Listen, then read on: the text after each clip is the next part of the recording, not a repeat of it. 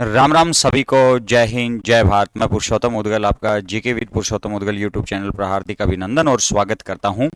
तो आज अपने हनुमानगढ़ जिले के बारे में चर्चा करेंगे। अपने पीछे अनूपगढ़ और श्री गंगानगर जिले के बारे में चर्चा कर चुके हैं और हनुमानगढ़ जिले पर अपने चर्चा करनी है। ठीक है, तो हनुमानगढ़ जो जिला है इस पर अपने चर्चा करेंगे और जिला संख्या में अपने ये 3 नंबर जिला है। तो देखो हनुमानगढ़ जिला,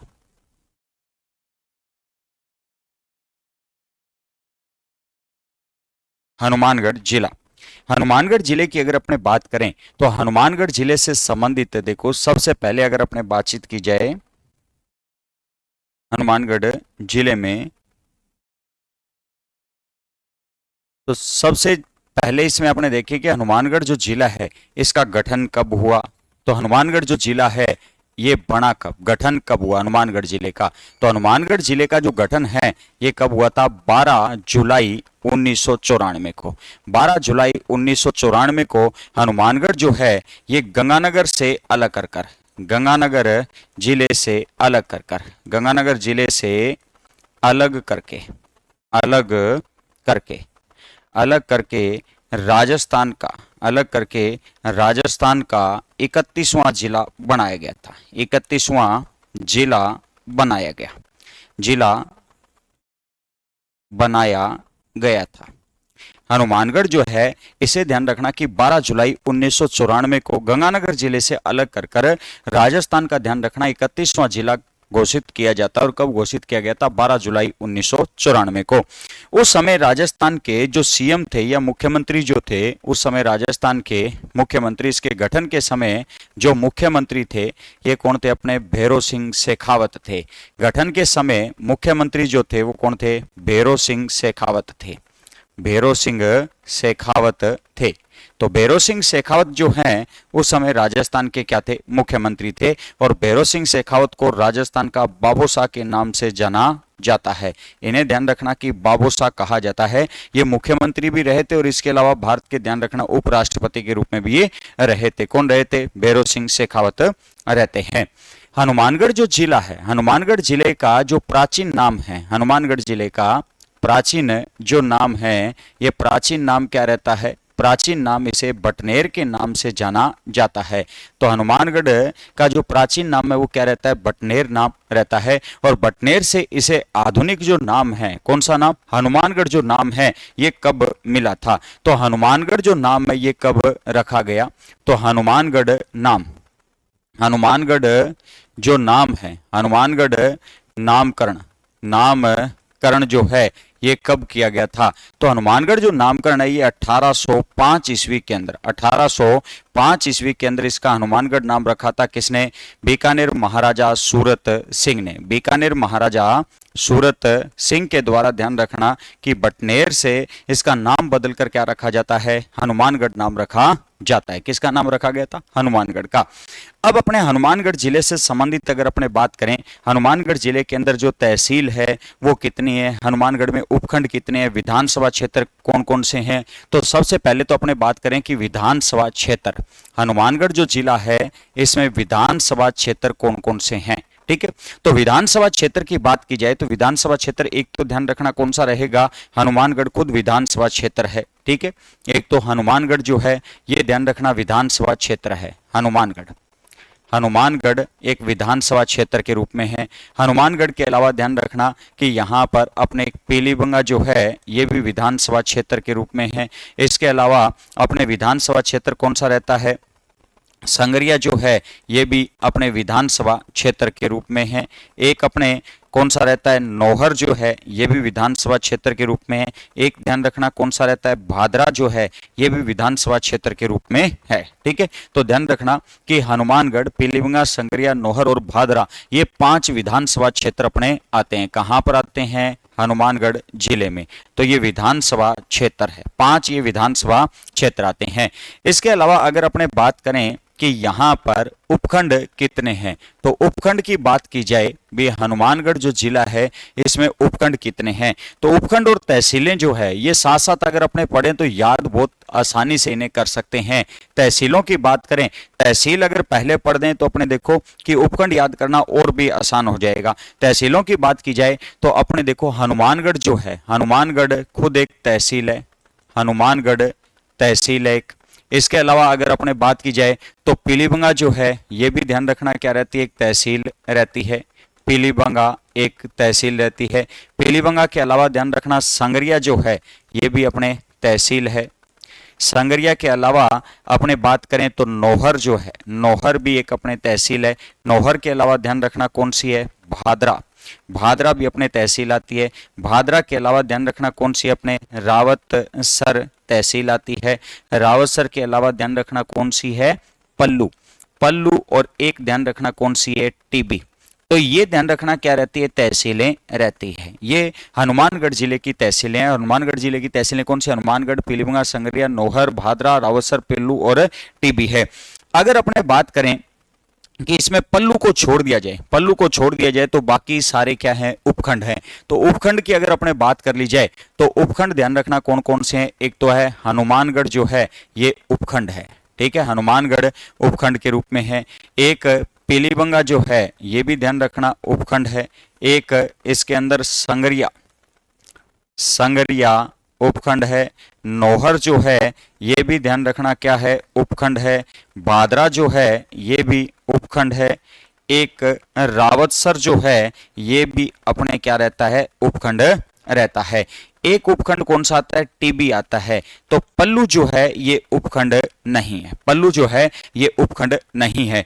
तो अगर अपने बात करें कि हनुमानगढ़ जिले में विधानसभा क्षेत्र कौन कौन से हैं, तो विधानसभा क्षेत्र ध्यान रखना कितने आते हैं, यहां पर 5 विधानसभा क्षेत्र आते हैं। तो अपने यहां पर विधानसभा जो क्षेत्र हैं वो कितने हैं, 5 है। और 5 विधानसभा जो क्षेत्र हैं वो कौन कौन से हैं, हनुमानगढ़ है, पीलीबंगा, संगरिया, नौर और भादरा है। उपखंड जो है वो कितने हैं, अपने 7 ध्यान रखना कि उपखंड आते हैं। अपने कितने उपखंड आते हैं, 7 उपखंड। कौन कौन से, हनुमानगढ़, पीलीबंगा, संगरिया, नौहर, भादरा, रावसर और टीबी आते हैं। तहसील की अगर अपने बात करें तो ध्यान रखना हनुमानगढ़ जिले में तहसीलों की संख्या जो है वो कितनी है, 8 अपने तहसीलें आती है। कौन कौन से, हनुमानगढ़, पीलीबंगा, संगरिया, नौहर, भादरा, रावसर, पल्लू और टीबी। ये ध्यान रखना तहसीलें रहती है। किस जिले से संबंधित रहती है, अपने हनुमानगढ़ से संबंधित रहती है। अब अपने यहां पर फैक्ट के अंदर अपने को बात करनी है कि सबसे पहले अपने यहां पर बात करें हनुमानगढ़ में कौन कौन सी चीजें आती है, या पीलीबंगा में कौन सी आती है, नौहर में क्या आता है, इन पर अपने को बात करनी है। तो सबसे पहले अपने बात करें हनुमानगढ़ जिले से बात करते हैं, ठीक है। अपना जो फैक्ट है उसी प्रकार से तहसील और जिलों के हिसाब से अपने फैक्ट पर बात करते हैं। तो सबसे पहले अपने बात करें हनुमानगढ़। हनुमानगढ़ से अगर अपने बात करें तो हनुमानगढ़ से ध्यान रखना कि अपने क्या आता है कि एक तो हनुमानगढ़ से अपने बटनेर किला आता है। कौन सा किला आता है, बटनेर दुर्ग आता है। कौन सा दुर्ग है, बटनेर दुर्ग आता है। बटनेर दुर्ग की बात की जाए तो बटनेर जो दुर्ग है इसका निर्माण, बटनेर दुर्ग का जो निर्माण है ये निर्माण 285 ईस्वी के अंदर, 285 ईस्वी से 295 ईस्वी के मध्य, या अपने कह सकते हैं तीसरी शताब्दी में, तीसरी शताब्दी के अंदर, तीसरी शताब्दी के अंदर इस किले का जो निर्माण है ये किसने करवाया था, राजा भूपत भाटी ने करवाया था। किसने करवाया था, राजा भूपत भाटी के द्वारा इस किले का निर्माण करवाया जाता है। बटनेर जो किला है ये ध्यान रखना मूल रूप से तो इसकी कौन सी श्रेणी है, धानवन श्रेणी है। जबकि ये किला किस नदी के किनारे पर स्थित है, तो घगर नदी के किनारे पर स्थित है। किस नदी किनारे, घगर नदी के किनारे पर यह दुर्ग स्थित है। इस किले का जो वास्तुकार है, इस किले का जो वास्तुकार है, मतलब इसका जो डिजाइन तैयार करने वाला जो व्यक्ति था ये कौन था, केकैया था। इस किले का जो डिजाइन तैयार करने वाला व्यक्ति था वो कौन था, केकैया था। इस किले में बुर्जों की जो संख्या है, ये बुर्जों की संख्या कितनी है, 52 है। और ये कितने बीघा भूमि में बना हुआ है, बीघा भूमि में। तो ये ध्यान रखना कि 52 बीघा भूमि में ही ये किला बना हुआ है। 52 बीघा भूमि में किला बना हुआ है। बुर्जों की संख्या कितनी है, 52 है। इस किले से संबंधित अगर अपने बात करें तो राजस्थान का निर्माण के आधार पर बात करें तो राजस्थान का सबसे प्राचीनतम किला है। राजस्थान का सबसे प्राचीनतम किला माना जाता है? तो राजस्थान का सबसे प्राचीनतम किला माना जाता है, राजस्थान का सबसे प्राचीनतम किला माना जाता है। कौन सा माना जाता है? बटनेर को माना जाता है। राजस्थान का सबसे प्राचीन किला पूछा जाए तो कौन सा है? बटनेर है। ध्यान रखना कि मिट्टी से निर्मित भी राजस्थान का सबसे प्राचीन किला है। मिट्टी से निर्मित, मिट्टी से निर्मित, मिट्टी से निर्मित राजस्थान का, राजस्थान का सबसे प्राचीन किला है, सबसे प्राचीन किला है। मिट्टी से निर्मित राजस्थान का सबसे प्राचीन किला माना जाता है। कौन सा किला माना जाता है? बटनेर को माना जाता है। तो मिट्टी से निर्मित ये राजस्थान का क्या माना जाता है? सबसे प्राचीन किला माना जाता है। कौन सा? बटनेर माना जाता है। बटनेर से संबंधित अपने और तथ्यों पर बात करें तो बटनेर, ध्यान रखना कि इसे कई उपनामों से जाना जाता है। किसको जाना जाता है? बटनेर को। बटनेर जो है ये उत्तरी सीमा का प्रहरी कहलाता है। उत्तरी सीमा का, उत्तरी सीमा का क्या कहा जाता है? इसे प्रहरी कहा जाता है। राजस्थान में सर्वाधिक, राजस्थान में सर्वाधिक विदेशी आक्रमण, राजस्थान में सर्वाधिक विदेशी आक्रमण, विदेशी आक्रमण झेलने वाला, राजस्थान में सर्वाधिक विदेशी आक्रमण झेलने वाला, झेलने वाला किला है, झेलने वाला किला। तो राजस्थान में सर्वाधिक विदेशी आक्रमण झेलने वाला किला कौन सा माना जाता है? बटनेर माना जाता है। सबसे ज्यादा इसने आक्रमण झेले, विदेशी आक्रमण झेले हैं। इसके अलावा अगर अपने बात करें तो बटनेर जो किला, इसे भाटियों की मरोड़ कहा जाता है। इसे क्या कहा जाता है? अपने भाटियों की मरोड़ कहा जाता है। तो भाटियों की मरोड़ के नाम से इसे जाना जाता है। किस किले को जाना जाता है? बटनेर को जाना जाता है। बटनेर पर सर्वाधिक विदेशी आक्रमण हुए हैं, सबसे ज्यादा विदेशी आक्रमण हुए हैं। इस किले के ऊपर अगर अपने बात करें तो सबसे महत्वपूर्ण आक्रमण कौन सा रहता है? तैमूर लंगड़ा का आक्रमण रहता है, जो 1398 ईस्वी के अंदर हुआ था। तो बटनेर पर ध्यान रखना कि बटनेर पर 1398 ईस्वी में, 1398 ईस्वी में, 1398 ईस्वी में बटनेर पर तैमूर लंगड़ा ने, तैमूर लंगड़ा ने, तैमूर लंगड़ा ने यहां पर क्या किया था? आक्रमण किया। और इस आक्रमण को झेलने वाला कौन था? दुलीचंद भाटी था। दुलीचंद भाटी के द्वारा ध्यान रखना कि इस आक्रमण को झेला जाता है।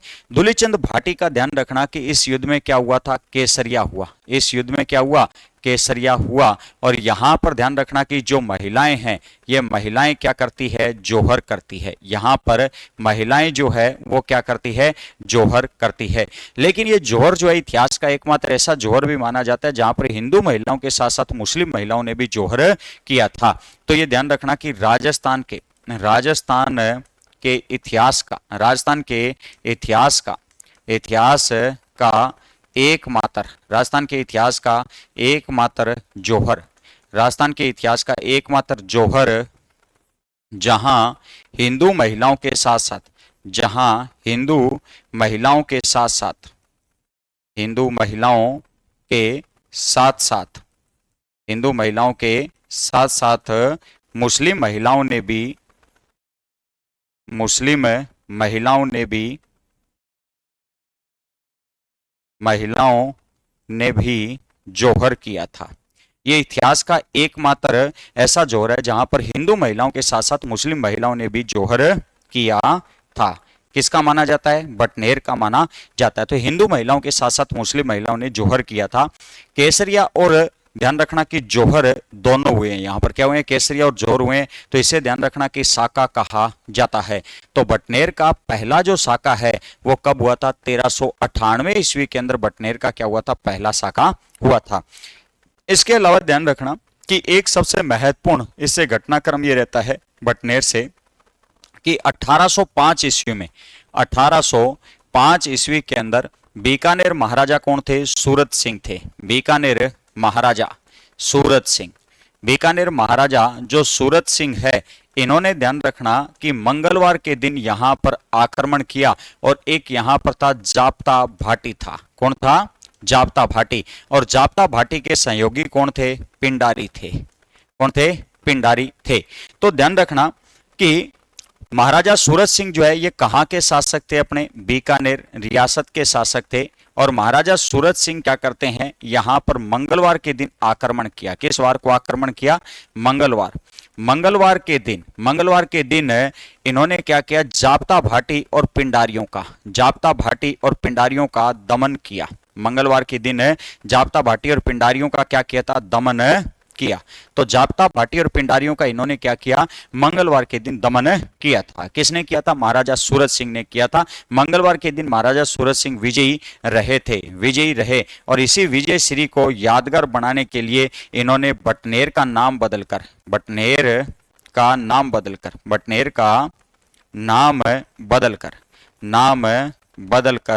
क्या रखा, हनुमानगढ़ नाम रखा था। नाम बदलकर हनुमानगढ़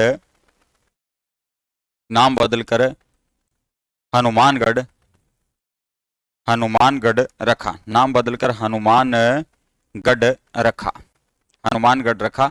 हनुमान जी के नाम पर इन्होंने बटनेर का क्या नाम रख दिया, हनुमानगढ़ नाम रखा था। ठीक है, किसने रखा, महाराजा सूरज सिंह के द्वारा रखा जाता है।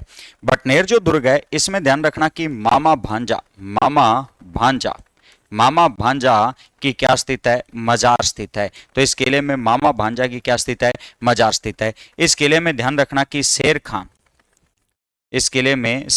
जो है, इस शेर खां की क्या स्थित है, कब्र स्थित है। इस किले में शेर खां की क्या स्थित है, कब्र स्थित है। ठीक है, इस किले में शेर खां की क्या स्थित है, कब्र स्थित है। इसके अंदर ध्यान रखना कि अगर अपने बात करें तो इसमें गोरखनाथ जी का मंदिर भी स्थित है। गोरखनाथ जी का मंदिर भी स्थित है। इसमें गोरखनाथ जी का मंदिर स्थित है। इस किले में हनुमान जी का मंदिर स्थित है।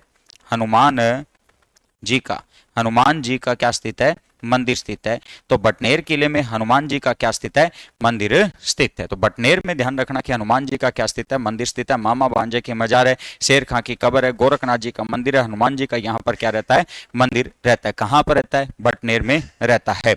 बटनेर के अंदर ध्यान रखना कि अपने बटनेर के अंदर राव बटनेर में राव जेतसी की छतरी रहती है। तो बटनेर में राव जेतसी की क्या है, छतरी बनी हुई है। अब अपने बटनेर से संबंधित ध्यान रखना कि बटनेर से संबंधित फैक्ट पढ़ने हैं, तथ्य पढ़ने हैं। बटनेर के जो तथ्य है, महत्वपूर्ण तथ्य बिंदु है, बटनेर से संबंधित है। यहाँ पर 1001 ईस्वी में अगर पूछ लिया जाए तो आक्रमण किसने किया था, तो महमूद गजनवी ने किया था। किसने आक्रमण किया, महमूद गजनवी के द्वारा बटनेर पर आक्रमण किया जाता है। यहाँ पर ध्यान रखना 1398 में बटनेर पर आक्रमण किसने किया, तो तैमूर लंगड़ा ने किया। किसने किया था, तैमूर लंगड़ा ने यहां पर आक्रमण किया। 1527 में यहां पर राव जेतसी क्या कर लेता है, अधिकार कर लेता है। राव जेतसी ने यहां पर अधिकार किया, जो बीकानेर का शासक था। 1534 में हुमायूं का भाई कामरान इस किले पर आक्रमण करता है। 1570 में यहां पर ध्यान रखना कि अकबर की सेना ने अधिकार किया था, तो अकबर ने आक्रमण किया। और 1805 ईस्वी के अंदर महाराजा सूरज सिंह इस किले पर क्या करता है, आक्रमण करता है। तो महाराजा सूरज सिंह ने यहां पर आक्रमण किया था। कहां का शासक था ये, बीकानेर से संबंधित शासक माना जाता है। तो ये ध्यान रखना कि बटनेर दुर्ग से मुख्य जो आक्रमण है उनको अपने ध्यान में रखना है। तो बीकानेर महाराजा सूरज सिंह के द्वारा यहां पर आक्रमण किया था। तो ये बटनेर से संबंधित अगर अपने बात करें तो महत्वपूर्ण ध्यान रखना तथ्य रहते हैं। किससे संबंधित है ये, बटनेर से संबंधित महत्वपूर्ण क्या रहते हैं, तथ्य रहते हैं। ठीक है, बटनेर से संबंधित महत्वपूर्ण ये तथ्य रहते हैं। 1001 ईस्वी में महमूद गजनवी ने, 1398 में तैमूर लंगड़ा ने, 1527 में राव जेतसी आक्रमण करता है, 1534 में कामरान ने, 1570 में अकबर ने, 1805 में महाराजा सूरज सिंह यहां पर आक्रमण करता है। तो अपने बटनेर के बारे में चर्चा कर चुके हैं। अब अपने बात करें यहां पर, तो दूसरा जो पॉइंट है अपने हनुमानगढ़ जिले से, दूसरा अपने पॉइंट हनुमानगढ़ जिले से क्या रहेगा कि दूसरा जो तथ्य आता है अपने हनुमानगढ़ जिले से, ये यहां पर हनुमानगढ़ से ध्यान रखना सुखा सिंह मेहताब सिंह गुरुद्वारा आता है। सुखा सिंह मेहताब सिंह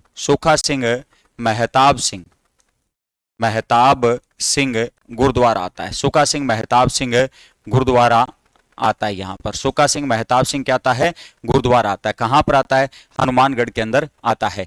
एक तथ्य यहां से आता है कि यहां पर भद्रकाली माता का क्या स्थित है, मंदिर स्थित है। और भद्रकाली माता का जो मंदिर है ये ध्यान रखना किस नदी के किनारे आता है, घगर नदी के किनारे आता है। किस नदी के किनारे आता है, घगर नदी के किनारे आता है। ध्यान रखना भद्रकाली माता के मंदिर का जो निर्माण है, ये निर्माण किसने करवाया था, महाराजा राय सिंह ने करवाया था। किसने करवाया था, महाराजा राय सिंह के द्वारा इस मंदिर का निर्माण करवाया जाता है। यहाँ जो मेला भरता है, ये मेला वर्ष में 2 बार भरता है। कब भरता है, नवरात्रों में मेला भरता है। नवरात्रों में मेला भरता है। तो यहाँ पर नवरात्रों के अंदर क्या भरता है, मेला भरता है। कहाँ पर भरता है, हनुमानगढ़ के अंदर भरता है। तो हनुमानगढ़ के अंदर नवरात्रों के अंदर भद्रकाली माता का एक विशाल का क्या भरता है, मेला भरता है। इसके बाद में हनुमानगढ़ से अगर अपने बात करें तो हनुमानगढ़ जो कस्बा या हनुमानगढ़ शहर जो है, हनुमानगढ़ शहर घगर नदी के पेटे से, घगर नदी के पेटे से नीचे बसा है, नीचे बसा क्षेत्र है। तो घगर नदी के पेटे से नीचे बसा क्षेत्र है। इसीलिए ध्यान रखना कि जब भी यहाँ पर बाढ़ आती है, जब भी यहाँ पर मतलब घगर नदी के अंदर जल आता है, तो उस दौरान ध्यान रखना क्या रहेगा कि घगर नदी के अंदर बाढ़ आने पर क्या रहेगा कि हनुमानगढ़ जो जंक्शन है, ये सबसे ज्यादा क्या होता है, प्रभावित होता है। सबसे ज्यादा प्रभावित कौन सा होता है, हनुमानगढ़ जो शहर है वो सबसे ज्यादा प्रभावित होगा। ठीक है, तो हनुमानगढ़ शहर जो है घगर नदी के पेटे से नीचे बसा हुआ है। इसके अलावा ध्यान रखना कि हनुमानगढ़ से अपने को जिप्सम के भंडार मिले हैं, जिप्सम के भंडार मिले हैं। और जिप्सम के जो भंडार मिले हैं हनुमानगढ़ के अलावा ध्यान रखना रावतसर से अपने को मिले हैं। इसके अलावा नौर वगैरह जो क्षेत्र है इनसे भी अपने को जिप्सम के भंडार मिले हैं। रावतसर, नौर, पल्लू वगैरह क्षेत्र इनसे मिले हैं। इसके अलावा ध्यान रखना हनुमानगढ़ से अपने को पोटास के भंडार भी मिले हैं। पोटास के भंडार मिलने की क्या है, संभावना है। मिलने की क्या है, संभावना है। मिलने की क्या रहती है, संभावना रहती है। कहां से, हनुमानगढ़ से। हनुमानगढ़ जो कस्बा है, हनुमानगढ़ कस्बे से जो घगर नदी गुजरती है, इसी कारण हनुमानगढ़ को अपने ध्यान रखना कि हनुमानगढ़ जिले में 7 नंबर पॉइंट अपना ये हनुमानगढ़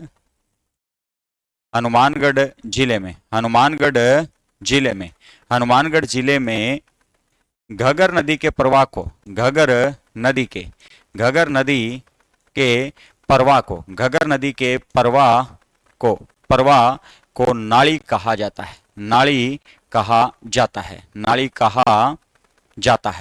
तो नाली कहा जाता है। कहां पर कहा जाता है ये, तो ध्यान रखना हनुमानगढ़ में कहा जाता है। घगर नदी के प्रवाह को क्या कहा जाता है, नाली के नाम से जाना जाता है। बात क्लियर है। इसके अलावा अगर अपने बात करें तो हनुमानगढ़ जो क्षेत्र है उससे संबंधित मेन जो बातें हैं अपने पढ़ चुके हैं। ठीक है, हनुमानगढ़ जो कस्बा है, हनुमानगढ़ जो शहर है, उससे मेन जो बातें अपने वो आ चुकी है। नेक्स्ट अपने देखो दूसरा जो पॉइंट अपने बात करेंगे, ये अपने बात करनी है पीलीबंगा से। किससे बात करेंगे, अपने पीलीबंगा से बात करनी है। अपने पीलीबंगा से अगर अपने बात करें तो पीलीबंगा जो कस्बा है, पीलीबंगा जो क्षेत्र है, इससे बात की जाए तो पीलीबंगा से एक तो ध्यान रखना कि यहाँ पर कालीबंगा सभ्यता आती है। कालीबंगा सभ्यता, पीलीबंगा में कौन सी सभ्यता आती है, कालीबंगा सभ्यता। ध्यान रखना कि पीलीबंगा तहसील हनुमानगढ़ जिले के अंदर कालीबंगा सभ्यता स्थित है।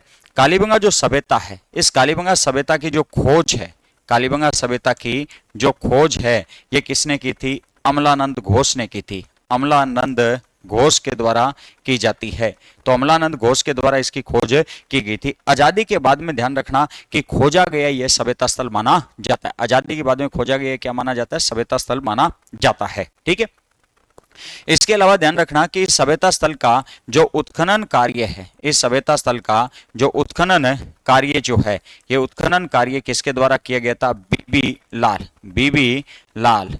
ठीक है, बीबी लाल। और एक ध्यान रखना कि बीवी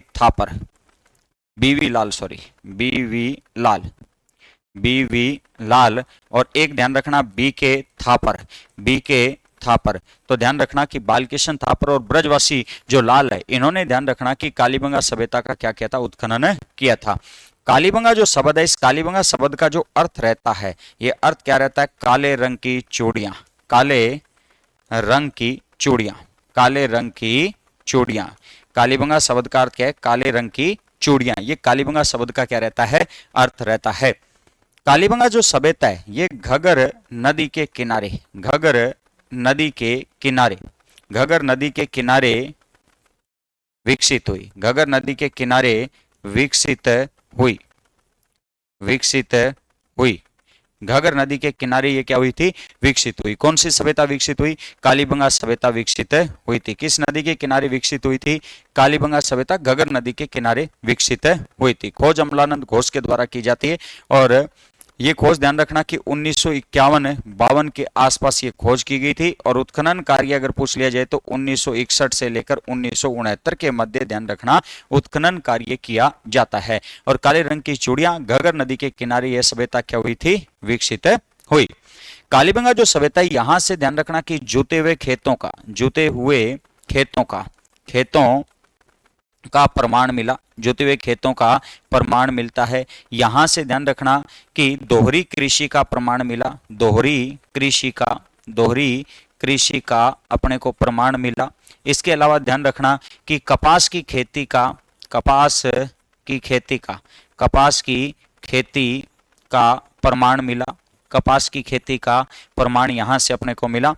यहां से अगर अपने बात करें कालीबंगा जो सभ्यता है, इस कालीबंगा सभ्यता से एक बात और ध्यान रखना कि कालीबंगा जो सभ्यता ये सैंधवकालीन जो सभ्यता है उसकी तीसरी राजधानी के रूप में भी माना जाता है और इसे तीसरी राजधानी कहने वाला कौन था? डॉक्टर दशरथ शर्मा था। तो ध्यान रखना कि कालीबंगा जो सभ्यता इसे सैंधव सभ्यता की, सैंधव सभ्यता की, सैंधव सभ्यता, सैंधव सभ्यता की तीसरी, तीसरी दीनहीन, तीसरी दीनहीन, दीनहीन सैंधव सभ्यता की तीसरी दीनहीन राजधानी कहा गया, राजधानी कहा, राजधानी कहा गया, कहा गया। और किसने कहा था? डॉक्टर दशरथ शर्मा ने कहा था, डॉक्टर दशरथ शर्मा के द्वारा कहा जाता है। तो इसे ध्यान रखना कि सैंधव सभ्यता की तीसरी दीनहीन राजधानी कहा गया था और किसके द्वारा कहा जाता है? डॉक्टर दशरथ शर्मा के द्वारा कहा जाता है।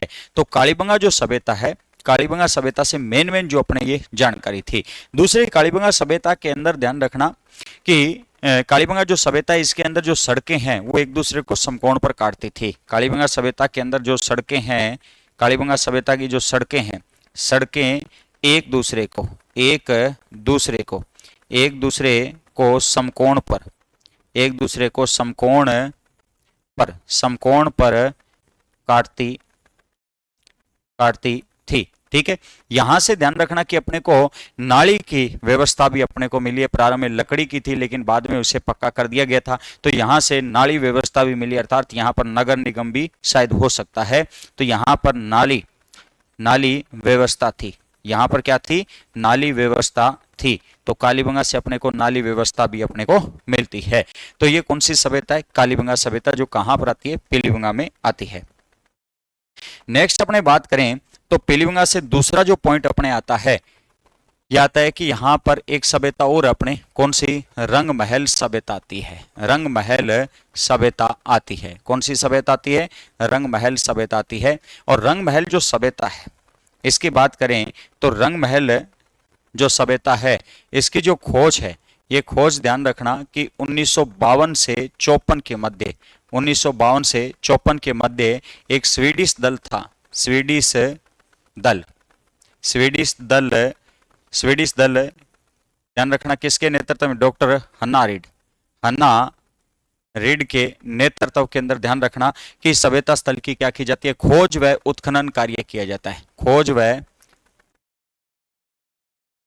उत्खनन कार्य किया जाता है। एक स्वीडिश दल था जिसने खोज व उत्खनन कार्य किया था 1952 से 54 के मध्य।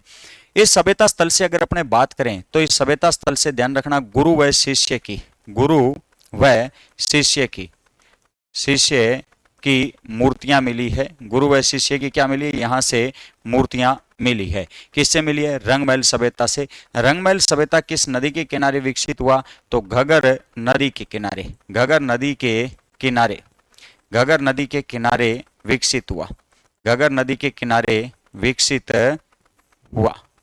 ठीक है, घग्गर नदी के किनारे रंगमहल सभ्यता क्या हुई थी? विकसित हुई थी। तो ये कौन सी सभ्यता है? रंगमहल सभ्यता।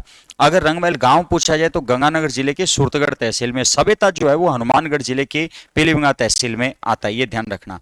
तीसरी एक सभ्यता यहां से आती है, पीलीभंगा खुद एक सभ्यता स्थल है, पीलीभंगा सभ्यता, पीलीभंगा सभ्यता। और पीलीभंगा सभ्यता जो है यहां से पीले रंग की चूड़ियां मिलती है, और ये कहां पर स्थित है? घग्गर नदी के किनारे ही स्थित है। किस नदी के किनारे है? तो घग्गर नदी के किनारे स्थित है। तो ये घग्गर नदी के किनारे स्थित है। इसके अलावा एक चौथा पॉइंट यहां पर ध्यान रखना कि कालीबंगा संग्रहालय है, कालीबंगा संग्रहालय, कालीबंगा संग्रहालय स्थापित किया गया है। और कालीबंगा जो संग्रहालय, इसकी बात करें तो कालीबंगा संग्रहालय की स्थापना की गई थी 1983 में। कब की जाती है? 1983 के अंदर कालीबंगा संग्रहालय की क्या की गई थी? स्थापना की गई थी। कहां पर? कालीबंगा गांव, पीलीभंगा तहसील के अंदर इसकी स्थापना की जाती है। तो ये पीलीभंगा से संबंधित मुख्य मुख्य ध्यान रखना अपने तथ्य आ जाते हैं भी। ठीक है, नेक्स्ट अपने बात करें तो अपने एक क्षेत्र अपने आता है नौहर। कौन सा आता है? नौहर कस्बा आता है अपने, नौहर तहसील आती है, सॉरी नौहर तहसील। नौहर तहसील से संबंधित अपने एक तथ्य की बात करें तो नौहर तहसील में ध्यान रखना कि एक मंदिर आता है, कौन सा? गोगामेड़ी, गोगा जी का मंदिर। कौन सा मंदिर है? गोगाजी महाराज का मंदिर है। गोगाजी महाराज के मंदिर की बात करें तो गोगाजी महाराज का जो मंदिर है ये कहां पर स्थित है? अपने गोगामेड़ी। कहां पर स्थित है? गोगामेड़ी, नौहर हनुमानगढ़ में, नौहर हनुमानगढ़ के अंदर स्थित है। ध्यान रखना कि गोगामेड़ी जो है, इस गोगामेड़ी का जो निर्माण है, ये निर्माण किसने करवाया था? तो फिरोज शाह तुगलक ने करवाया था, फिरोज शाह तुगलक ने। तो फिरोज शाह तुगलक के द्वारा इसका निर्माण करवाया जाता है। गोगामेड़ी का जो आकार है, ये आकार कैसा है? तो आकार मकबरे नुमा है, मकबरे नुमा।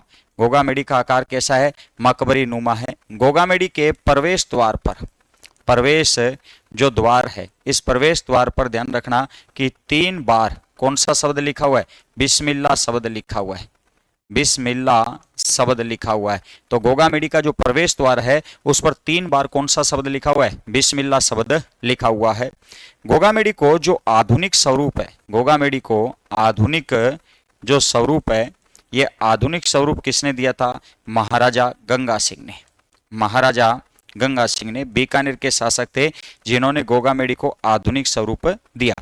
गोगामेड़ी का जो मेला भरता है, ये मेला कब भरता है? तो ध्यान रखना भाद्रपद कृष्ण, भाद्रपद कृष्ण नवमी को गोगामेड़ी का मेला भरता है। तो गोगामेड़ी का मेला कब भरता है? भाद्रपद कृष्ण नवमी को मेला भरता है। यहाँ पर जो पुजारी हैं ये 2 पुजारी होंगे। एक तो ध्यान रखना कौन होगा? हिंदू पुजारी होगा। कौन होगा? हिंदू पुजारी होगा। और हिंदू पुजारी ध्यान रखना केवल भाद्रपद के महीने में यहाँ पर पूजा करता है। एक यहाँ पर ध्यान रखना कि मुस्लिम पुजारी होगा, और मुस्लिम जो पुजारी है उसे ध्यान रखना चायल कहा जाता है। क्या कहा जाता है? उसे चायल कहा जाता है। एक भाद्रपद महीने को छोड़कर बाकी सब महीनों में पूजा कौन करता है? चायल करता है। गोगामेड़ी जो है, गोगामेड़ी की अगर अपने बात करें तो गोगामेड़ी को ध्यान रखना कि अपने धूरमेड़ी भी कहा जाता है। क्या कहा जाता है? इसे धूरमेड़ी कहा जाता है। तो गोगामेड़ी को क्या कहते हैं? धूरमेड़ी कहा जाता है। जबकि शीर्ष मेड़ी जो है, शीर्ष मेड़ी जो है, शीर्ष मेड़ी जो किसे कहा जाता है? ददरेवा को कहा जाता है, ददरेवा, ददरेवा को कहा जाता है। और ददरेवा कहां पर है? चूरू में है। एक गोगा जी से संबंधित ध्यान रखना ओलड़ी आती है, गोगा जी की ओलड़ी। तो गोगा जी की ओलड़ी, गोगा जी की ओलड़ी आती है। और गोगा जी की ओलड़ी की अगर अपने बात करें तो कहां पर? अपने किलोरियों की ढाणी सांचौर जालोर में है, सॉरी किलोरियों की ढाणी सांचौर में, किलोरियों की ढाणी, किलोरियों की ढाणी सांचौर में है, सांचौर में है। ठीक है, किलोरियों की ढाणी सांचौर के अंदर गोगा जी की क्या स्थित है? ओलड़ी स्थित है। तो ये गोगा जी महाराज से संबंधित एक मंदिर आता है, कहां पर आता है? नौहर में आता है। नौहर से संबंधित अपने एक बात करें तो एक गुरुद्वारा, सॉरी नौहर से संबंधित एक गुरुद्वारा भी आता है। और नौहर से संबंधित जो गुरुद्वारा आता है वो कौन आता है? कबूतर साहिब गुरुद्वारा आता है। तो नौहर से एक गुरुद्वारा आता है, कौन सा? कबूतर साहिब गुरुद्वारा आता है। कबूतर साहिब गुरुद्वारा आता है। कहां पर है ये? नौहर में स्थित है। अगर पूछा जाए किस प्रकार से संबंधित है, तो कहा जाता है कि इस गुरुद्वारे का निर्माण जो है 1730 के आसपास इस गुरुद्वारे का निर्माण किया गया था और गुरु गोविंद सिंह जी नांदेड़ जा रहे थे, उस दौरान कहा जाता है कि स्थान पर आए थे। तो ये स्थान ध्यान रखना किससे संबंधित है? अपने सिख धर्म के 10वें गुरु गुरु गोविंद सिंह जी से संबंधित है। गुरु गोविंद सिंह जी से, गुरु गोविंद सिंह जी से संबंधित माना जाता है। किन से संबंधित माना जाता है? ये स्थान गुरु गोविंद सिंह जी से संबंधित माना जाता है। कौन सा स्थान माना जाता है? नौहर के अंदर जो ये गुरुद्वारा है, कौन सा? कबूतर साहिब गुरुद्वारा। और कहां पर आता है ये? नौहर में आता है। कहां पर आता है ये? नौहर में आता है। तो नौहर से संबंधित ये अपना दूसरा सबसे महत्वपूर्ण पॉइंट रहता है। और अपने एक चीज ध्यान रखना कि ज्यादातर जो गुरुद्वारे हैं, ये गुरुद्वारों से क्वेश्चन जो ज्यादातर पूछा जाता है वो अपने या तो गुरुद्वारा बूढ़ा जोड़ से पूछा जाता है, या अपने सुखा सिंह मेहताब सिंह, या अपने एक देखो चुरू के अंदर आता है सावा गुरुद्वारा आता है, एक अपने ध्यान रखना शेर शिकार गुरुद्वारा धौलपुर में, और एक अपने कौन सा है? कबूतर साहिब गुरुद्वारा आता है। और कहां पर आता है ये? नौहर के अंदर आता है। ठीक है, भी बात क्लियर है यहां तक? कोई दिक्कत है तो बताओ। हाँ ठीक है। इसके अलावा अगर अपने बात करें भी यहां से नौहर से संबंधित मेन जो बातें हैं अपनी ध्यान रखना आ चुकी है। नौहर के बाद में अगर अपने बात करेंगे तो अपने भादरा तहसील से संबंधित बात करेंगे। कहां से बात करनी है? भादरा जो तहसील है यहां से अपने बात करेंगे।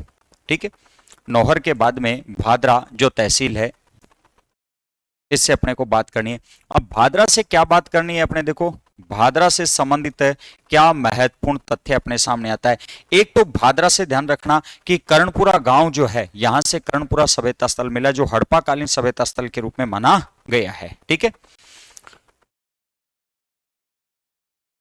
तो एक तो अपने यहां पर ध्यान रखना कि भादरा से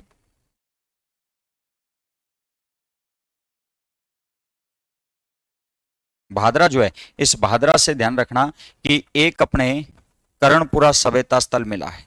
कर्णपुरा सभ्यता, कर्णपुरा सभ्यता जो स्थल है ये अपने को मिला है। और कर्णपुरा जो सभ्यता स्थल है ये ध्यान रखना कैसा माना गया है? हड़प्पा कालीन माना गया है। हड़प्पा कालीन सभ्यता स्थल माना गया है। सभ्यता स्थल माना गया है। तो हड़प्पा कालीन अपने सभ्यता स्थल माना गया है। कहां से माना गया? अपने भादरा से संबंधित माना गया है। तो हड़प्पा कालीन सभ्यता स्थल अपने कहां से माना गया? भादरा से संबंधित माना गया। बात क्लियर है भाई? हाँ सर बिल्कुल ठीक है। हाँ, तो अपने को इनको बढ़िया तरीके से तैयार करना है। ठीक, एक अपने ध्यान रखना कि भादरा जो है ये सिद्धमुख नहर परियोजना से लाभ प्राप्त करता है। तो ये ध्यान रखना कि हनुमानगढ़ जो जिला ये सिद्धमुख नहर परियोजना जो है, इस सिद्धमुख नहर परियोजना से लाभ प्राप्त करता है। सिद्धमुख नहर परियोजना का जो लाभ है वो ध्यान रखना कि किन जिलों को मिला है। एक तो हनुमानगढ़ जिले को मिला है और एक अपने ध्यान रखना कि चूरू जिले को मिला है। सिद्धमुख नहर परियोजना जो है यूरोपियन आर्थिक सहायता से क्या किया गया? प्रारंभ किया गया। यूरोपियन आर्थिक सहयोग से ध्यान रखना कि इस परियोजना को प्रारंभ किया गया। तो यूरोपियन आर्थिक सहयोग से सिद्धमुख नहर परियोजना को क्या किया गया है? प्रारंभ किया गया है। बात क्लियर है? हनुमानगढ़ और चूरू ध्यान रखना कि इससे लाभ प्राप्त करता है। ये बात बिल्कुल आपके क्लियर होनी चाहिए। ठीक है, इसके बाद में अपने एक और ध्यान रखना, जो नौहर है इस नौहर से अपने एक बिंदु और ध्यान रखना। और नौहर से कौन सा? चंद्र सिंह बिरकाली को ध्यान रखना है। चंद्र सिंह बिरकाली ये एक महत्वपूर्ण क्वेश्चन है और यहां से संबंधित क्वेश्चन भी आता है। चंद्र सिंह बिरकाली जो है ये बिरकाली गांव नौहर से संबंधित है। चंद्र सिंह बिरकाली जो है इनकी जो रचना है ये रचना कौन सी है? एक तो आती है लू आती है, एक इनकी रचना आती है डाम्फर आती है, एक इनकी रचना आती है बादड़ी आती है, एक इनकी रचना है कालजेरी कोर आती है। ये ध्यान रखना कि रचना है इनकी लू है, डाम्फर है, बादली और कालजेरी कोर, ये इनकी रचना है। और चंद्र सिंह बिरकाली को ध्यान रखना कि मरुधरा प्रदेश का क्या कहा जाता है? कालिदास कहा जाता है इन्हें। मरुधरा प्रदेश का क्या कहा जाता है? इन्हें कालिदास कहा जाता है। मरुद्रा प्रदेश का कालिदास कहा जाता है। मरुद्रा प्रदेश का इन्हें क्या कहा जाता है? कालिदास कहा जाता है। देखो तीन तो ऋतुएं हैं, लू गर्मियों में चलने वाली, अत्यधिक गर्म हवा, डांफर सर्दियों में चलने वाली ठंडी हवा, एक बादली, ध्यान रखना वर्षा ऋतु से संबंधित, और एक कालजयी कोर इनकी मुख्य रचना मानी जाती है। किनकी मानी जाती है? चंद्र सिंह बिरकाली की मानी जाती है। इसके अलावा ध्यान रखना नौर में एक गौवत्स परिपालन केंद्र है। तो नौहर के अंदर एक पॉइंट और ध्यान रखना कि अपने यहां पर गोप्रजनन केंद्र यहां पर स्थित है। ठीक है, नौहर में एक गो प्रजनन केंद्र भी स्थित है। तो ये भादरा सभ्यता भी आ चुकी है और एक नौहर भी अपने आ चुकी है। नेक्स्ट अगर अपने बात करें तो अपने एक आता है संग्रिया। कौन सा आता है? संग्रिया आता है। और संग्रिया से अगर अपने बात की जाए तो संग्रिया से बात करें अपने, तो संग्रिया से ध्यान रखना कि एक तो अपने संग्रिया से आता है कालिका माता का मंदिर। कालिका माता का मंदिर आता है।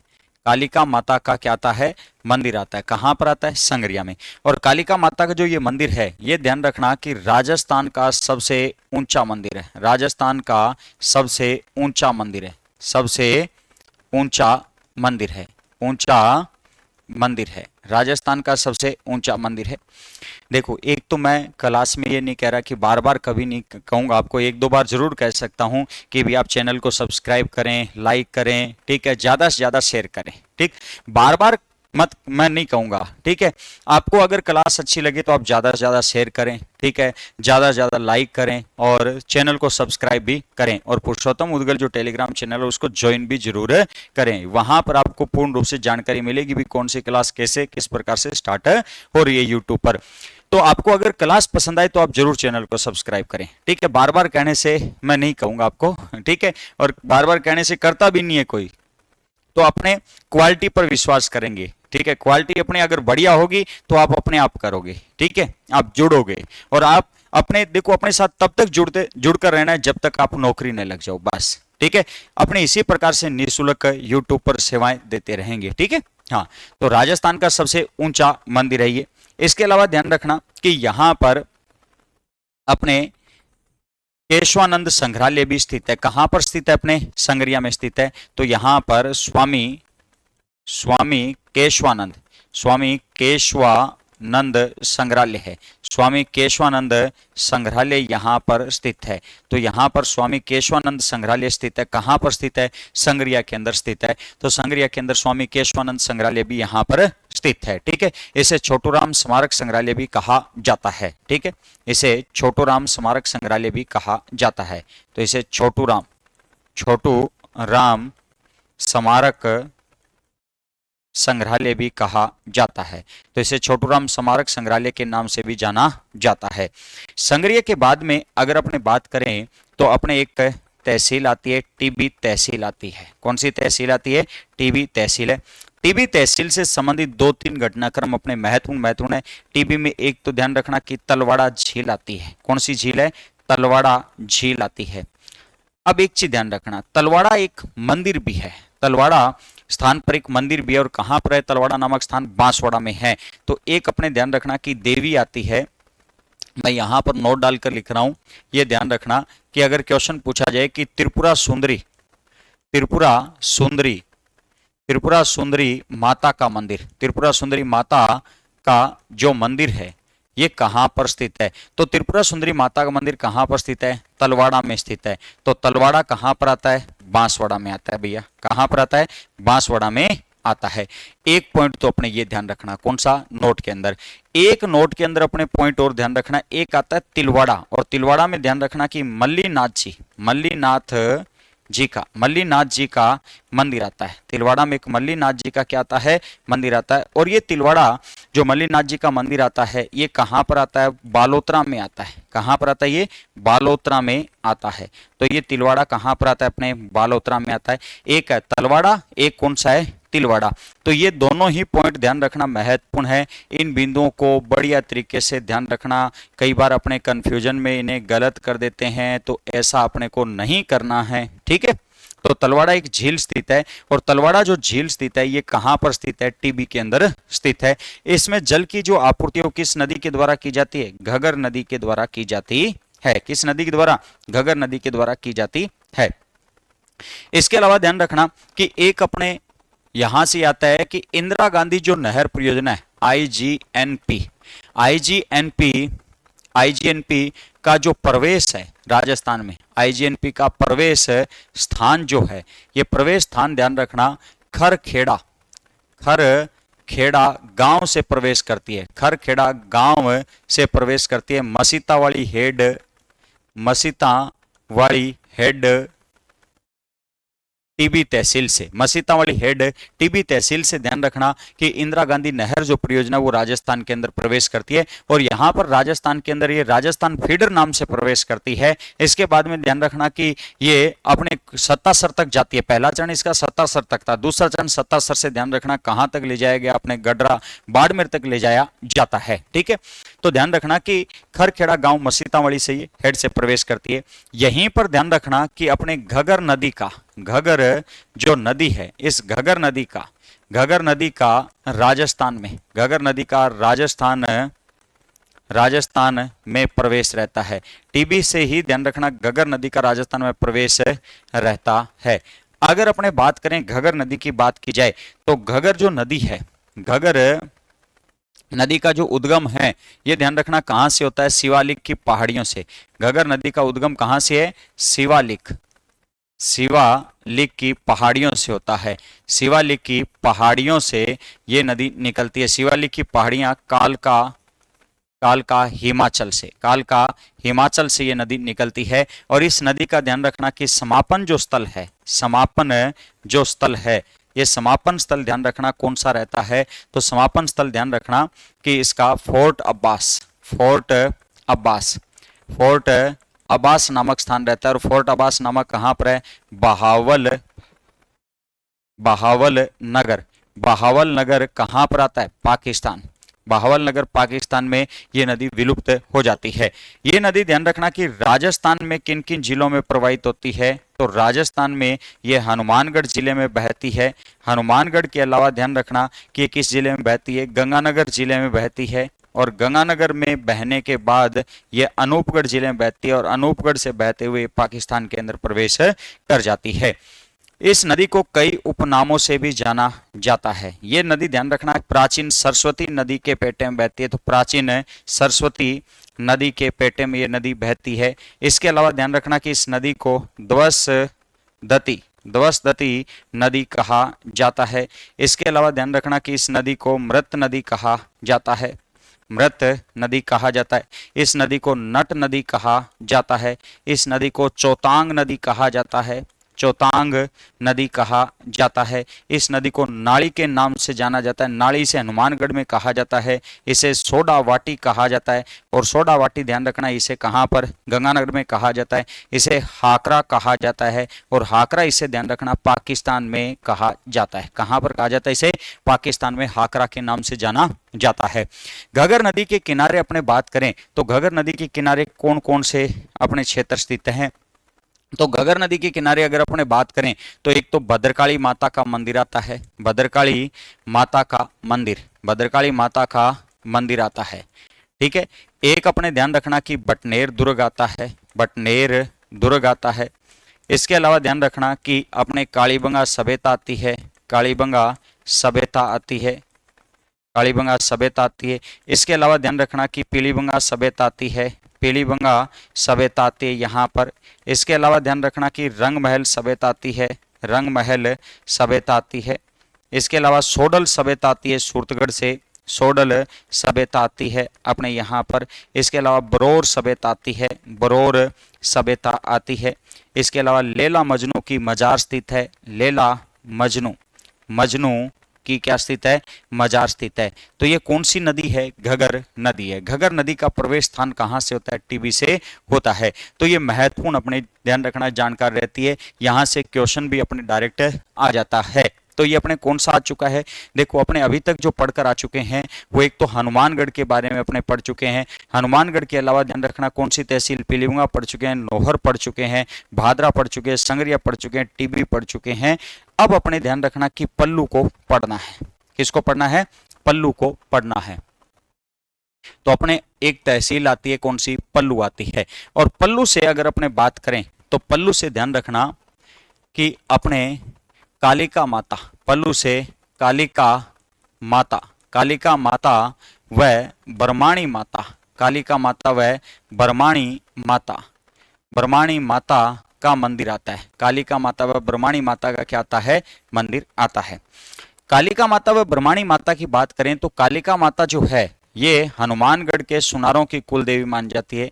हनुमानगढ़ के सुनारों की, हनुमानगढ़ के सुनारों की, सुनारों की कुल देवी मानी जाती है। तो हनुमानगढ़ के सुनारों की क्या मानी जाती है, कुल देवी मानी जाती है। कौन सी माता को माना जाता है, कालिका माता को माना जाता है। एक अपने ध्यान रखना कि ब्राह्मणी जो माता है, ये ब्राह्मणी माता जो है ये ब्राह्मणों की कुल देवी मानी जाती है। किन की कुल देवी है, ब्राह्मणों की कुल देवी मानी जाती है। तो ब्राह्मणों की कुल देवी ये मानी जाती है। इनका मेला कब भरता है, तो मेला ध्यान रखना कि यहां पर कब भरता है, नवरात्रों में भरता है।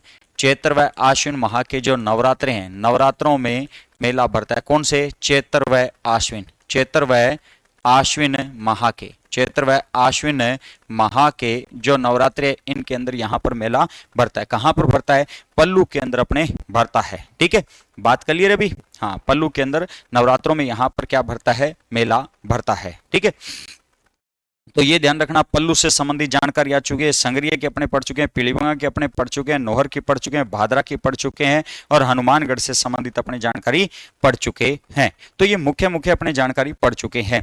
अब अपने देखो हनुमानगढ़ जिले से प्रमुख महत्वपूर्ण जो तथ्य है उन पर बात करनी है। महत्वपूर्ण, महत्वपूर्ण तथ्य, तो देखो महत्वपूर्ण तथ्य, महत्वपूर्ण तथ्य। तो यहां से महत्वपूर्ण तथ्यों पर बात करें तो महत्वपूर्ण तथ्यों में ध्यान रखना कि एक तो हनुमानगढ़ जो है, हनुमानगढ़ पंजाब, हनुमानगढ़,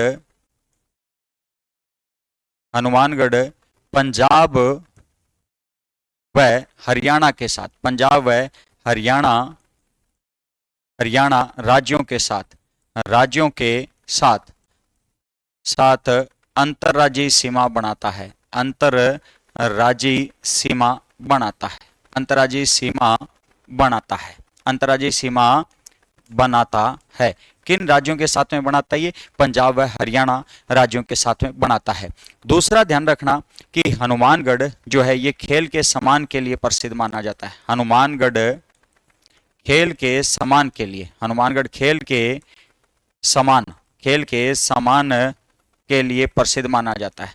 खेल के सम्मान के लिए प्रसिद्ध माना जाता है, प्रसिद्ध माना जाता है, माना जाता है। तो हनुमानगढ़ खेल के सम्मान के लिए क्या माना जाता है, प्रसिद्ध माना जाता है। कौन सा माना जाता है, हनुमानगढ़ माना जाता है। हनुमानगढ़ जो है ये नाली भेड़ प्रजनन, यहां पर हनुमानगढ़ में नाली भेड़ों, नाली भेड़ों का प्रजनन, नाली भेड़ों का प्रजनन केंद्र यहां पर क्या है, स्थित है। प्रजनन व अनुसंधान केंद्र यहां पर स्थित है। प्रजनन एवं अनुसंधान, अनुसंधान केंद्र स्थित है, केंद्र स्थित है। कहां पर स्थित है, हनुमानगढ़ में स्थित है। तो हनुमानगढ़ में ध्यान रखना कि हनुमानगढ़ में भेड़, नाली भेड़ों की प्रजनन व अनुसंधान केंद्र स्थित है।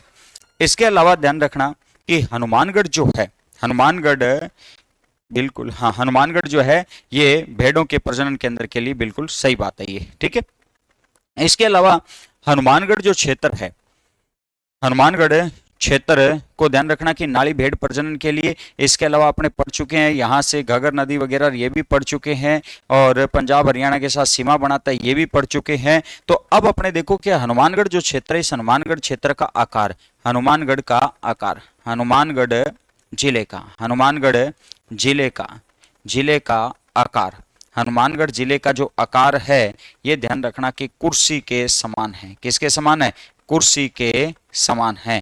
तो हनुमानगढ़ जिले का जो आकार है वो किसके समान है? कुर्सी के समान है। तो ये अपने हनुमानगढ़ जिले के बारे में महत्वपूर्ण अपनी क्या थी? जानकारियां थी। अब अपने क्या करना है कि एक बार इसको पूरा रिपीट करना है, और मैं फिर आपको कह रहा हूं कि चैनल को सब्सक्राइब जरूर करें, ज्यादा से ज्यादा शेयर करें, क्योंकि आप के द्वारा जो हौसला बढ़ाया जाएगा, शेयर किया जाएगा, लाइक किया जाएगा, और ज्यादा से ज्यादा अगर आप चैनल से जुड़ोगे और हौसला मेरा बढ़ेगा उससे, ठीक है। और आप क्या कर सकते हो? वो हौसला बढ़ा सकते हो, और मेरा जब हौसला बढ़ेगा तो मैं और ज्यादा लगन से कार्य करूंगा, है ना। तो ये आप ही के हाथ में है, और आप, मुझे पता है कि मुझे कभी निराश नहीं करोगे, ठीक है। तो अपने देखो रिपीट करते हैं, किसको करना है अपने को? हनुमानगढ़ जिला। हनुमानगढ़ जो जिला है इसे रिपीट करना है, और बढ़िया तरीके से और शानदार तरीके से। देखो हनुमानगढ़ का जो गठन है ये कब हुआ था? 12 जुलाई 1994 को गंगानगर जिले से अलग करके, ध्यान रखना, राजस्थान का इसे 31वां जिला बनाया जाता है। उस समय मुख्यमंत्री कौन थे? भैरों सिंह शेखावत थे, जिन्हें बाबूशाह के नाम से जाना जाता है। प्राचीन नाम क्या है? बटनेर है। और हनुमानगढ़ नामकरण कब किया गया था? 1805 में। और किसने किया था? महाराजा सूरज सिंह के द्वारा किया जाता है। विधानसभा क्षेत्र कितने हैं इसके अंदर? 5 है। हनुमानगढ़ है, पीलीबंगा है, संगरिया है, नौहर है और भादरा है। उपखंड कौन कौन से हैं? हनुमानगढ़, पीलीबंगा, संगरिया, नौहर, भादरा, रावसर, टीबी। और तहसीलें कौन सी? 7 तो ध्यान रखना है तहसीलें। एक ध्यान रखना कौन सी बढ़ जाएगी? पल्लू बढ़ जाएगी। तो तहसीलें हनुमानगढ़, पीलीबंगा, संगरिया, नौहर, भादरा, रावसर, पल्लू और टीबी, ये क्या रहती है? तहसीलें रहती है। हनुमानगढ़ जो क्षेत्र है, इस हनुमानगढ़ से संबंधित अगर अपने बात करें तो देखो हनुमानगढ़ से अपने क्या रहता है? हनुमानगढ़ से बात करें तो ध्यान रखना यहां पर बटनेर दुर्ग स्थित है। बटनेर का निर्माण 285 से 295 या 3री शताब्दी के अंदर राजा भूपत भाटी ने करवाया था। किस नदी के किनारे? घग्गर नदी किनारे। वास्तुकार कौन है इसका? केकैया। बुर्जों की संख्या कितनी है? 52। कितने बीघा भूमि में बना हुआ है? 52 बीघा भूमि में बना हुआ है। राजस्थान का सबसे प्राचीनतम किला माना जाता है। मिट्टी से निर्मित राजस्थान का सबसे प्राचीन किला, जबकि मिट्टी से निर्मित राजस्थान का सबसे नवीन किला जो है ये भरतपुर किले को माना जाता है। इसे उत्तरी सीमा का प्रहरी कहा जाता है। राजस्थान में सर्वाधिक विदेशी आक्रमण झेलने वाला किला, जबकि लोकल या देशी स्थानीय आक्रमण झेलने वाला तारागढ़ दुर्ग को माना जाता है। इस किले को भाटियों की क्या कहा जाता है? मरोड़ कहा जाता है। 1398 ईस्वी के अंदर यहां पर तैमूर लंगड़ा ने आक्रमण किया, जिसका सामना दुलीचंद भाटी ने किया। दुलीचंद भाटी का केसरिया और महिलाओं ने क्या कर लिया? जोहर कर लिया। जोहर और केसरिया क्या कहलाता है? शाखा कहलाता है। राजस्थान के इतिहास का एकमात्र, ये ध्यान रखना, जोहर माना जाता है जहां पर हिंदू और मुस्लिम, हिंदू महिलाओं के साथ साथ किस महिलाओं ने? मुस्लिम महिलाओं के द्वारा भी जोहर किया गया था। तो 1398 में हनुमानगढ़ या बटनेर के अंदर क्या हुआ था? शाखा हुआ था। तो बटनेर का पहला शाखा था। 1805 में बीकानेर महाराजा सूरज सिंह ने, ध्यान रखना, मंगलवार के दिन यहां पर पिंडारियों और जाप्ता भाटी का क्या किया था? दमन किया था। और मंगलवार मतलब हनुमान जी के वार पर इसका नाम बदलकर क्या रख दिया गया? हनुमानगढ़ नाम रखा गया था 1805 में। इसमें मामा भांजा की मजार स्थित है, शेर खां की कब्र स्थित है, गोरखनाथ जी का मंदिर है, हनुमान जी का मंदिर स्थित है, और राव जैसी की क्या स्थित है? यहाँ पर छतरी स्थित है। किसकी छतरी है? राव जैसी की। बटनेर से संबंधित तथ्य देखो, आक्रमण जो है 1001 में यहाँ पर महमूद गजनवी ने, 1398 में तैमूर लंगड़ा ने, 1527 में राव जैसी ने अधिकार किया, 1534 में कामरान ने आक्रमण किया था, 1517 में अकबर की सेना ने, और 1805 में महाराजा सूरज सिंह यहाँ पर क्या कर लेता है? अधिकार करता है। सोका सिंह मेहताब सिंह गुरुद्वारा बना हुआ है, कहां पर है? हनुमानगढ़ के अंदर। भद्रकाली माता का मंदिर बना हुआ है घग्गर नदी के किनारे, और निर्माण महाराजा राय सिंह ने करवाया था। मेला कब बढ़ता है? नवरात्रों में बढ़ता है। हनुमानगढ़ शहर घग्गर नदी के पेटे से नीचे बसा हुआ है। जब भी घग्गर में बाढ़ के हालात बनते हैं तो सबसे पहले हनुमानगढ़ शहर को खतरा होता है। जिप्सम के यहां से भंडार मिले हैं, पोटास के यहां से भंडार मिलने की क्या है? पूर्ण संभावना है।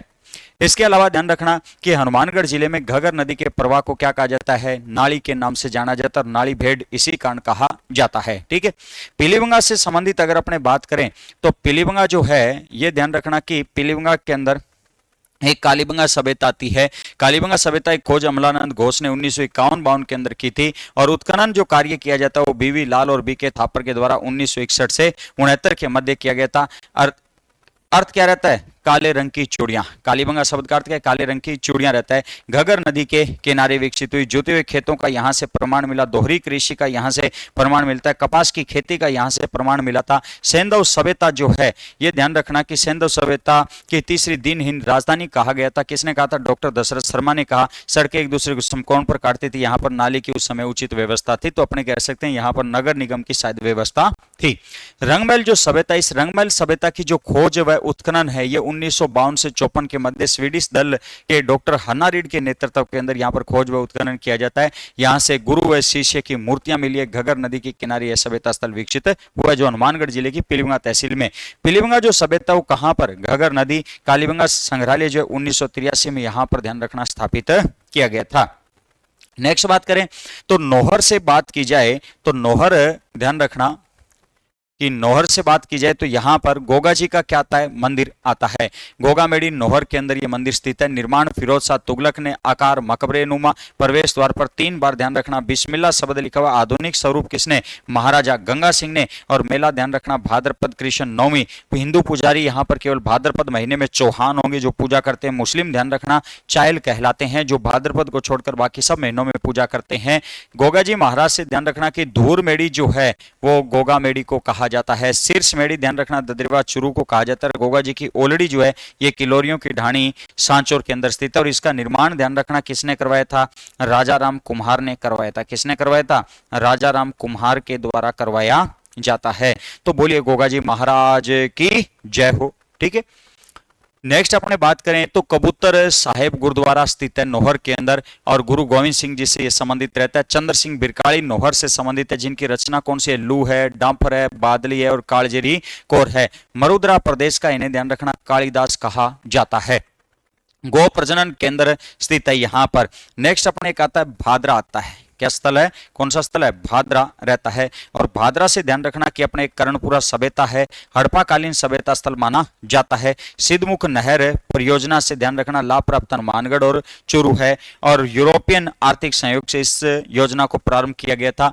एक संगरिया कस्बा आता है, और संगरिया जो मतलब तहसील आती है, और संगरिया तहसील की बात करें तो यहाँ पर कालिका माता का क्या स्थित है? मंदिर स्थित है, जो राजस्थान का सबसे ऊंचा मंदिर है। स्वामी केशवानंद संग्रहालय स्थित है संगरिया में, से छोटू राम स्मारक संग्रहालय भी कहा जाता है।